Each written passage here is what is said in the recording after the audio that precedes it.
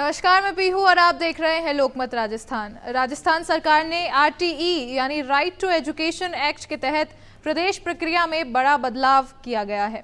अब शैक्षणिक सत्र 2025-26 से केवल पूर्व प्राथमिक कक्षा यानी यूकेजी और कक्षा 1 में ही निजी स्कूलों में निःशुल्क प्रवेश दिया जाएगा। एलकेजी और यूकेजी 2 जैसी कक्षाओं में फीस पुनः भरण की व्यवस्था समाप्त कर दी गई है।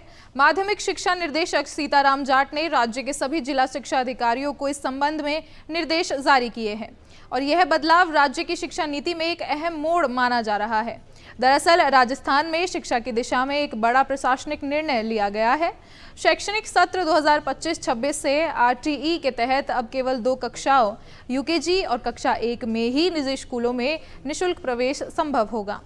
माध्यमिक शिक्षा निर्देशक सीताराम जाट द्वारा जारी आदेश के अनुसार सभी जिला शिक्षा अधिकारियों को नियम की पालना करने के आदेश दिए गए हैं और कहा गया है कि वे अपने क्षेत्र में निजी शिक्षण संस्थानों में इन नए नियम की स्पष्ट जानकारी दें। यह कदम शिक्षा बजट के नियमन और नीति के स्थायित्व के लिए उठाया गया है। आदेश में स्पष्ट कहा गया है कि यदि कोई निजी स्कूल आरटीई के अंतर्गत प्रवेश देने से इनकार करता है या इसके लिए अभिभावकों से शुल्क वसूलता है तो उसके खिलाफ राजस्थान और गैर सरकारी शैक्षणिक संस्था अधिनियम के तहत सख्त कार्यवाही की जाएगी।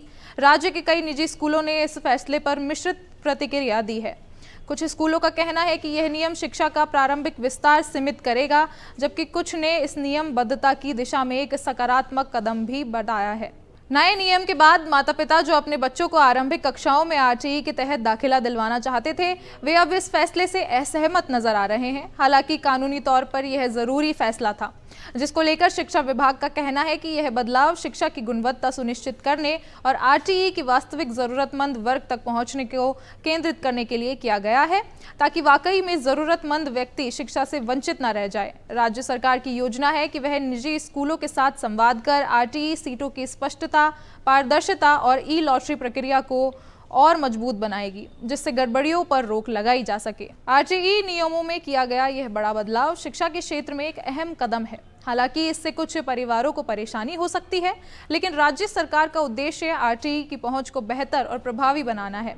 अब यह देखना दिलचस्प होगा कि इस निर्णय का दीर्घकालिक प्रभाव क्या पड़ता है और यह किस प्रकार से शिक्षा व्यवस्था को सुधारने में योगदान देता है। ऐसी तमाम खबरों और जानकारियों के लिए देखते रहिए लोकमत राजस्थान।